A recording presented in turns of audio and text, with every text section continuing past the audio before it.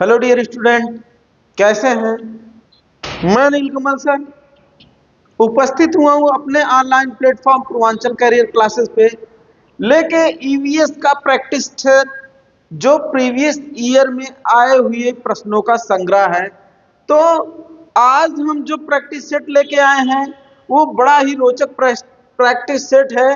वो आपके स्क्रीन पे आ रहा है और इसमें आप आज का जो पहला प्रश्न है उसको आप हल करिए। आपके स्क्रीन पे है 16 नंबर क्वेश्चन से आज का प्रश्न स्टार्ट हुआ है। इसमें जो प्रश्न दिया हुआ है आज का वो पहला प्रश्न है, रात में जागने वाले जानवर हर चीज को केवल लाल रंग में देख सकते हैं, हरे रंग में। ये यहाँ पे थोड़ा सा टाइप में गलती हुई है, ठीक है। इस चीज को आप यहाँ पे, ये हरे रंग है, ठीक है। हरे रंग में देख सकते हैं, केवल काली और सफेद ही देख सकते हैं, केवल हरे रंग में देख सकते हैं। तो इस प्रश्न का आप उत्तर बताइए। इसका थ्योरी हम पढ़ाए हैं और बहुत ही डीप थ्योरी पढ़ाए हैं। इंपॉर्टेंट प्रश्न है, ये बार बार रिपीटेड प्रश्न है, यहां से प्रश्न बनते हैं। तो आपको बता दें कि जो रात्रिचर जीव होते हैं वो किसी भी वस्तु को सिर्फ दो रंगों में देखते हैं, सफेद और काले रंग में।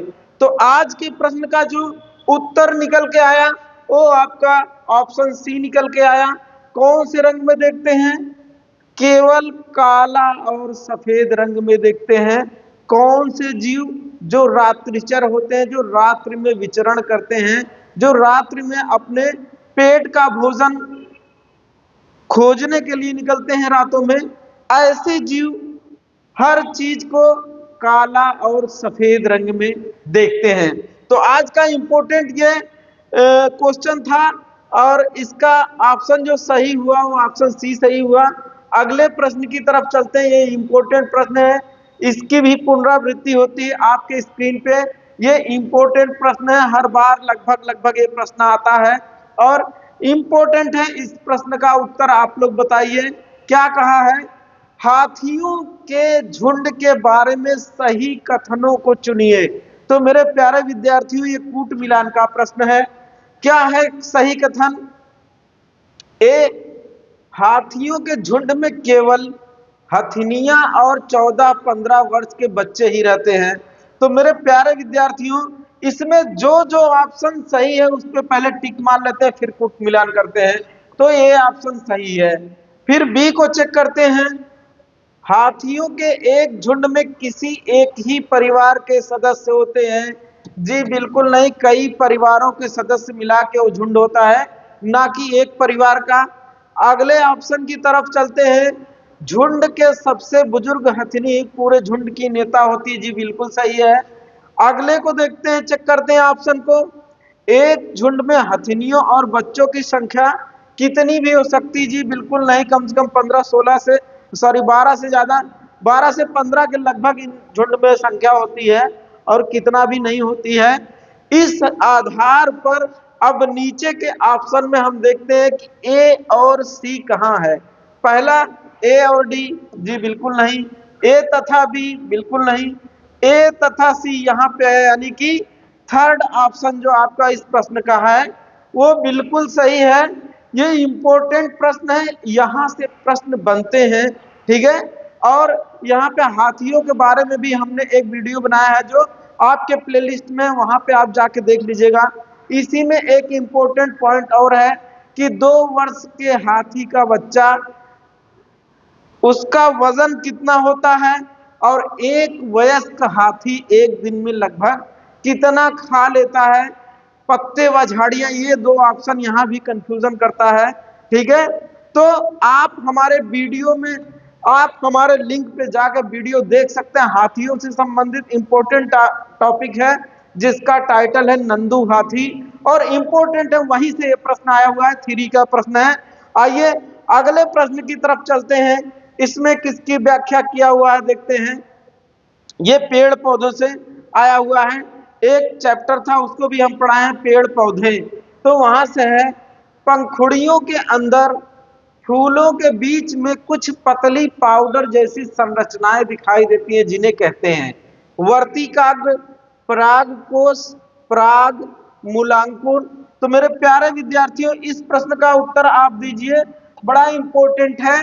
तो उसे परागकोश कहा जाता है। आप देखते होंगे कि किसी भी फूल में जो एकदम बारीक बारीक कण टाइप दिखाई देता है, उसी को पराग कहा जाता है, तरल रूप में होता है।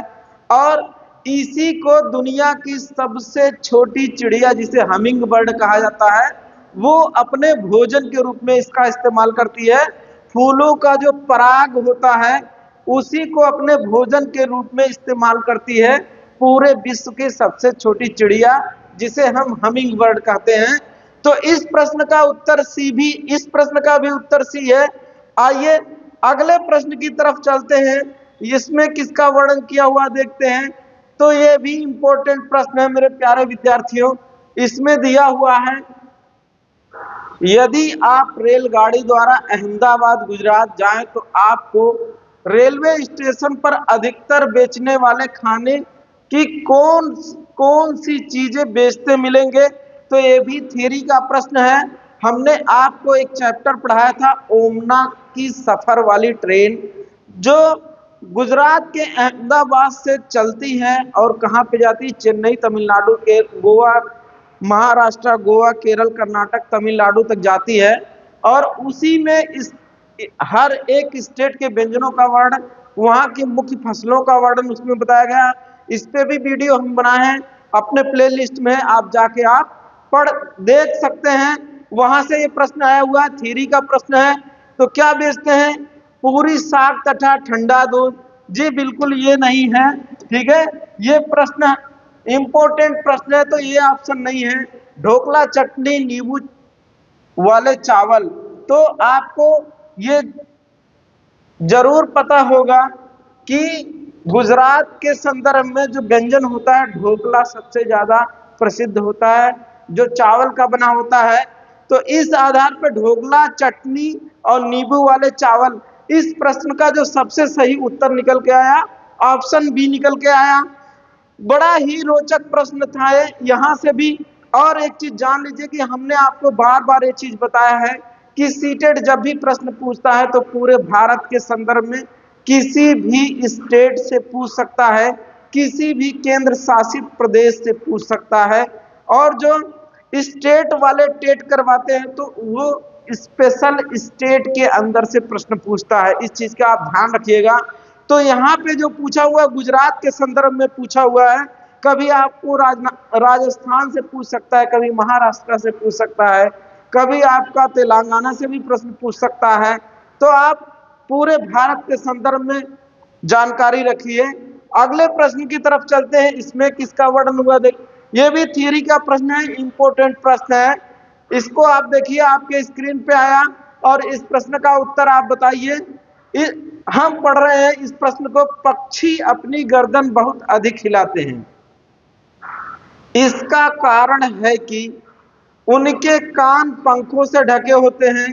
बी ऑप्शन, उड़ सकते हैं, पंछियों की आंखों की पुतली घूम नहीं सकती, पंछियों की आंखों छोटी होती हैं। जी इस प्रश्न का उत्तर आप बताइए। इसको हम इस इसका भी वीडियो हम बनाए हैं। तो आपको बता दें, उनके कान पंखों से ढके होते हैं, पंखों से नहीं बल्कि बालों से ढके होते हैं, जिसका इससे कोई लेना देना नहीं है, ठीक है।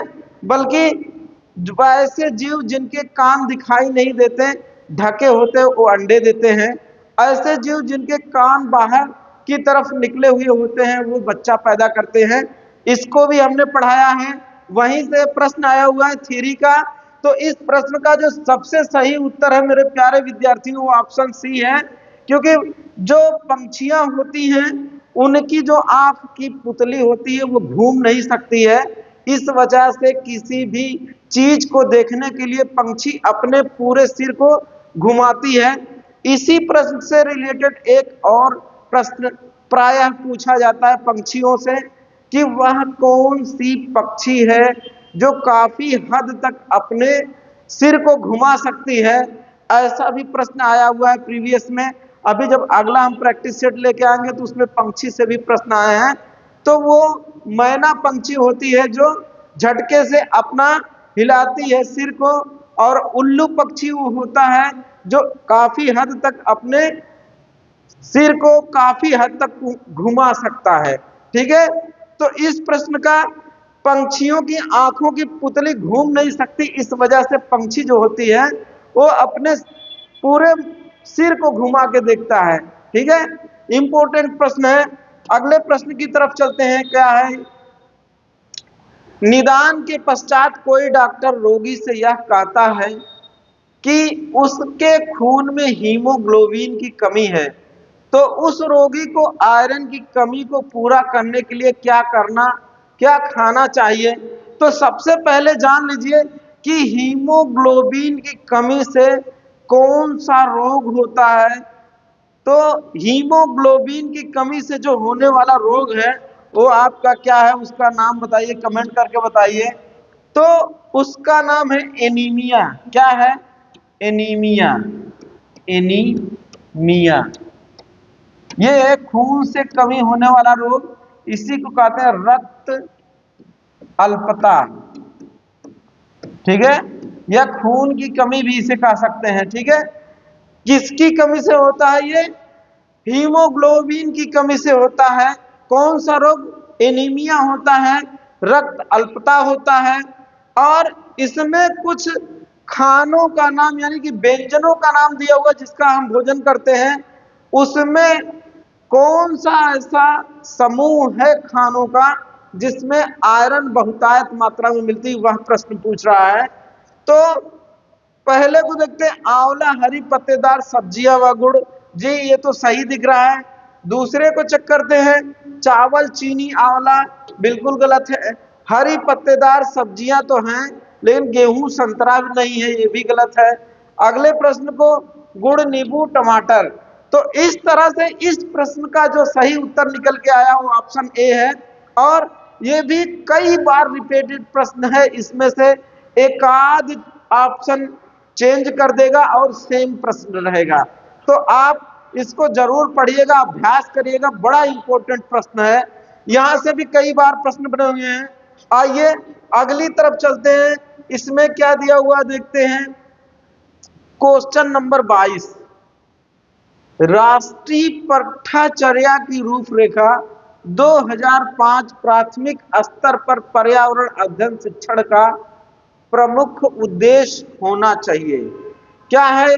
यानी कि जो एनसीएफ 2005 है उसके बारे में पूछ रहा है कि पर्यावरण अध्ययन का प्रमुख उद्देश्य क्या होना चाहिए एनसीएफ 2005 के अनुसार। ए ऑप्शन, स्वतंत्र रूप से प्रयोग करने की कुशलता अर्जित करना। बी ऑप्शन, विषय की आधारभूत संकल्पनाओं की आधारभूत समझ का विकास। सी ऑप्शन, विषय के आधारभूत सिद्धांतों का स्मरण। डी ऑप्शन है, कक्षीय अधिगम को विद्यालय के बाहर के जीवन से जोड़ना। तो आपको हम बता दें कि एनसीएफ 2005 जो है उसके अनुसार कोई भी जो कक्षीय अध्ययन होता है उसको विद्यार्थी के बाहरी दुनिया से जोड़ने पर बल देता है। तो इस हिसाब से इस प्रश्न का जो सबसे सटीक उत्तर निकल के आया मेरे प्यारे विद्यार्थियों, वो निकल के आया आपका डी ऑप्शन। जो आपके स्क्रीन पे डी ऑप्शन है वो इस प्रश्न का सबसे सटीक उत्तर है। क्यों?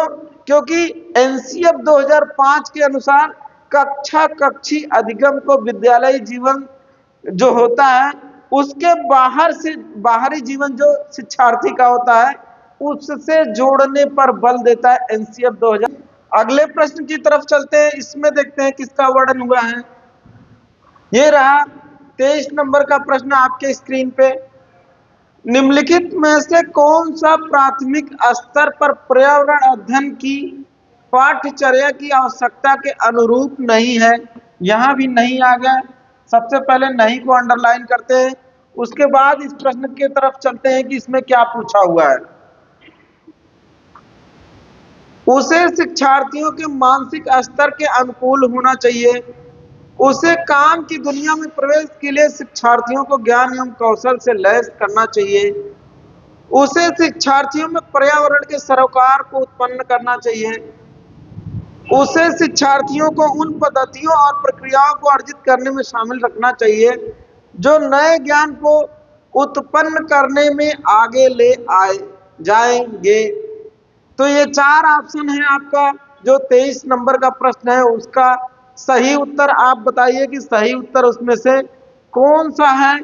तो इसमें जो सबसे सही उत्तर मुझे दिख रहा है वो है उसे काम की दुनिया में प्रवेश के लिए शिक्षार्थियों को ज्ञान एवं कौशल से लैस होना चाहिए। यानी कि इस ऑप्शन का, इस प्रश्न का जो सबसे सही उत्तर है वो आपका ऑप्शन बी है। पेड़ागाजी का प्रश्न है। अगले प्रश्न की तरफ चलते हैं। इसमें क्या पूछा है? एनसीईआरटी की पाठ्य पुस्तक में पर्यावरण अध्ययन को उच्च प्राथमिकता और स्थान दिया गया है।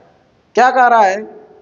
एनसीईआरटी पाठ्य पुस्तक जो चल रही है उसमें पर्यावरण को प्राथमिकता दी गई है, उच्च स्थान दिया गया है। क्यों?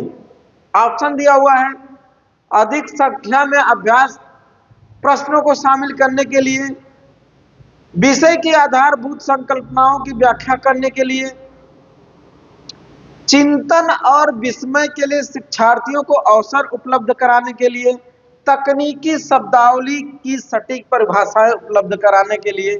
तो इसका जो सबसे सही उत्तर निकल के आया वो आपका ये तो गलत है। चिंतन और विस्मय के लिए अवसर उपलब्ध कराना, अर्थात इस प्रश्न का जो सबसे सही उत्तर निकल के आया वो ऑप्शन सी ऑप्शन निकल के आया। इस वजह से एनसीईआरटी में पर्यावरण अध्ययन को उच्च स्थान प्रदान किया गया है। ठीक है, चिंतन और विस्मय के लिए शिक्षार्थियों को अवसर उपलब्ध कराने के लिए इसे उच्च स्थान दिया गया है एनसीईआरटी बुक में। किसको? पर्यावरण अध्ययन को। अगला प्रश्न आपके स्क्रीन पे है। इसमें क्या कह रहा है देखते हैं। पर्यावरण अध्ययन की पाठ्य पुस्तकों में कविताओं और कहानियों को शामिल करने का निम्नलिखित में से कौन सा उद्देश्य नहीं है? शिक्षार्थियों में कल्पनाशीलता, सृजनात्मक योग्यता को बढ़ावा देना, जी बिल्कुल सही है।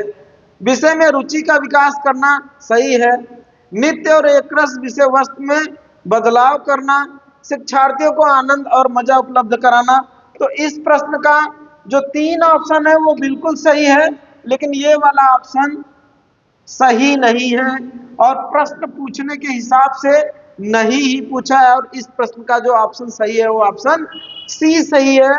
ठीक है, अगले प्रश्न की तरफ चलते हैं। इसमें किसका वर्णन है देखते हैं। पर्यावरण अध्ययन की एक अच्छी पाठ्यचर्या को बच्चे के प्रति सही, जीवन के प्रति सही और विषय के प्रति सही होना चाहिए। पाठ्यचर्या की निम्नलिखित विशेषताओं में से कौन सी उपयुक्त आवश्यकता को पूरा नहीं, यहां भी आ गया, नहीं करती है? इस चीज को आप देखिए, नहीं पूछ रहा है। यह शब्दावली और परिभाषाओं पर अधिक बल देती है। ठीक है, यह भय एवं पूर्वग्रहों से मुक्त होने के मूल्यों को बढ़ावा देती है। यह विषय वस्तु को एक सामाजिक प्रक्रम के रूप में देखने के लिए शिक्षार्थी हेतु आवश्यक है। यह शिक्षण एवं प्रक्रिया पे अधिक बल देती है। अगर नहीं पूछ रहा है और प्रश्न में तकनीकी शब्दों पे जोर, परिभाषाओं पे जोर, रटना इत्यादि शब्दों का प्रयोग होता है तो उसी ऑप्शन को आप सही मानिएगा। ये सब आपका जो वर्ड आया है, ऐसे वर्ड आते हैं तो तुरंत मान जाइए कि यही ऑप्शन गलत ऑप्शन है। तो इस वजह से इस प्रश्न का जो सबसे सही उत्तर निकल के आया वो ऑप्शन ये वाला निकल के आया। यह शब्दावली और परिभाषाओं पर बल नहीं देती है और इसमें नहीं ही पूछा हुआ है। ठीक है, अगले प्रश्न की तरफ चलते हैं। इसमें क्या कह रहा है देखते हैं। नलिनी कक्षा 3 के शिक्षार्थियों को जानवर हमारे साथी प्रकरण से परिचित कराना चाहती है। प्रकरण को और अधिक रोचक तरीके से प्रस्तुत करने के लिए निम्नलिखित में से कौन सी युक्ति सर्वाधिक उपयुक्त होगी? नंदिनी एक शिक्षिका है और जानवर हमारे साथी नामक एक प्रकरण है, उसको बहुत बेहतरीन ढंग से पढ़ाना चाहती है और 4 ऑप्शन दिया हुआ है, सबसे बेहतरीन तरीका कौन सा होगा वो पूछ रहा है। ए ऑप्शन को दिया गया है, शिक्षार्थियों को पाठ्य पुस्तक में जानवरों के दिए गए चित्रों को देखने के लिए कहना, विभिन्न जानवरों के चित्रों को प्रदर्शित करने वाले चार्ट का प्रयोग करना, विभिन्न जानवरों के चित्रों को श्यामपट्ट पर बनाना, जानवरों तथा उनकी उपयोगिता पर आधारित फिल्म प्रदर्शित करना। ठीक है, तो इस हिसाब से इसका जो सबसे सही उत्तर निकल के आया वो ऑप्शन डी निकल के आया कि जानवरों के ऊपर एक फिल्म प्रदर्शित करना। आपको जानकारी होगी कि दृश्य श्रव्य सामग्री जो होता है या टीचिंग मटेरियल एड्स जो होता है, उसके माध्यम से जब शिक्षार्थियों को पढ़ाया जाता है तो जो ज्ञान होता है वो अस्थाई हो जाता है। जो ज्ञान शिक्षार्थियों को दिया जाता है तो दृश्य श्रव्य सामग्री में ही ये आती है फिल्म। ठीक है, जो फिल्म प्रदर्शित करने की बात हो रही है वो दृश्य श्रव्य सामग्री में आती है। अब मामला ये है कि फिल्म जो जानवरों पर आधारित है उसको जब दिखाया जाएगा तो चित्रों के साथ साथ जानवरों की उपयोगिता के बारे में भी बताया जाता है, यानी कि दृश्य और श्रव्य दोनों सामग्रियों का क्या है, एक रूपता उसमें पाई जाती है, मतलब एक सम्मिलित रूप पाया जाता है फिल्म में, जिसमें आप जानवरों के चित्र देख भी सकते हैं और उनके जो विशेषताएं हैं उसमें जो बताया गया उसको सुन भी सकते हैं। अर्थात देखना और सुनना दोनों ज्ञानेंद्रियां इसमें सक्रिय होती हैं। इस हिसाब से इस प्रश्न का जो उत्तर सही निकल के आया ऑप्शन डी निकल के आया। अगले प्रश्न की तरफ चलते हैं। कक्षा 5 की एनसीईआरटी की पर्यावरण अध्ययन की पाठ्य पुस्तक में प्रत्येक पाठ के अंत में एक खंड का शामिल किया गया है। हम क्या समझे? यह सुझाव दिया गया है कि इस खंड में शामिल प्रश्नों के उत्तर का सही या गलत के रूप में आकलन नहीं किया जाएगा। यह परिवर्तन इसलिए किया गया है क्योंकि यह आकलन में विषय निष्ठता को कम करता है। इस स्तर पर बच्चे सही उत्तर नहीं लिख सकते हैं। यह आकलन में शिक्षकों की सुविधा बढ़ाता है। यह जानने में शिक्षक की सहायता करता है कि बच्चे कैसे सीखते हैं। तो इस प्रश्न का सबसे सही उत्तर आप लोग बताइए। ठीक है, इस प्रश्न का जो सबसे सही उत्तर मुझे लग रहा है वो सबसे सही उत्तर यह है, यह शिक्षक को जानने में सहायता करता है कि बच्चे कैसे सीख रहे हैं। ठीक है, इस प्रश्न का जो सबसे सही और सटीक उत्तर निकल के आया वो ऑप्शन डी निकल के आया। अगले प्रश्न की तरफ चलते हैं, देखते हैं इसमें क्या है। प्रयोगशाला, खोजना, जांच पड़ताल और प्रश्न पूछना पर्यावरण अध्ययन के सक्रिय अधिगम के अनिवार्य तत्वों का निर्माण करते हैं। एक शिक्षक खाना जो हमें खाना चाहिए की संकल्पना के बारे में बताने के लिए निम्नलिखित गतिविधियों की व्यवस्था करता है। यानी कि खाना जो हम खाते हैं इसके बारे में 4 गतिविधियों की व्यवस्था करता है और उसमें से पूछ रहा है कौन सा गतिविधि निम्नलिखित में से कौन सी सक्रिय अधिगम को संतुष्ट करती है। यानी कि इन 4 गतिविधियों में से कौन सा सबसे सक्रिय अधिगम को संतुष्ट करती है उसके बारे में बताया गया है। प्रकरण पर एक वीडियो दिखाता है, श्यामपट्ट पर उस प्रकार के सभी भोज्य पदार्थों का चित्र बनाता है, विभिन्न भोज्य पदार्थों को उदाहरण देता है, प्रत्येक में अनिवार्य तत्व बताता है, शिक्षार्थियों से कहता है कि सभी संभावित स्रोतों से संबंधित जानकारी एकत्रित करना। तो शिक्षार्थियों से कहता है कि सभी संभावित स्रोतों से संबंधित जानकारी एकत्रित करना। तो इस प्रश्न का जो सबसे सही उत्तर निकल के आया मेरे प्यारे विद्यार्थियों वो डी ऑप्शन। ऐसा करने से संभावित स्रोत से संभावित जानकारी जब इकट्ठा आप स्वयं करेंगे तो आप सबसे बेहतर तरीके से इस प्रकरण को समझ पाएंगे। ठीक है, तो इस प्रश्न का जो सबसे सही उत्तर निकल के आया ऑप्शन डी निकल के आया। अगले प्रश्न की तरफ चलते हैं, आज का अंतिम प्रश्न इसमें क्या है देखते हैं। कक्षा 4 के शिक्षार्थियों को हवा सब जगह है। प्रकरण पढ़ाते समय गीतिका निम्नलिखित गतिविधियों को करने की योजना बनाती है। प्रकरण से संबंधित प्रश्न पूछना, शिक्षार्थियों को क्षेत्र भ्रमण पर ले जाना, विशिष्ट उदाहरण से संकल्पना की व्याख्या, संकल्पनाओं को समझाने के लिए मल्टीमीडिया कैप्सूल का प्रयोग करना। उपर्युक्त प्रस्तावित गतिविधियों में से कौन सी प्रकरण को प्रभावी तरीके से पढ़ाने के लिए सार्थक नहीं है। यहां पे भी नहीं आ गया, इसका भी आप ध्यान रखिएगा। नहीं पूछ रहा है, यानी कि 3 सार्थक है, 1 नहीं है, तो कौन सा वो ऑप्शन है जो सार्थक नहीं है? तो वो ऑप्शन आपका है शिक्षार्थियों को क्षेत्र भ्रमण पर ले जाना। यही जो आपका गतिविधि है ये सबसे प्रभावी तरीका नहीं है। तो इस प्रश्न का जो सबसे सही उत्तर निकल के आया वो ऑप्शन आपका बी निकल के आया।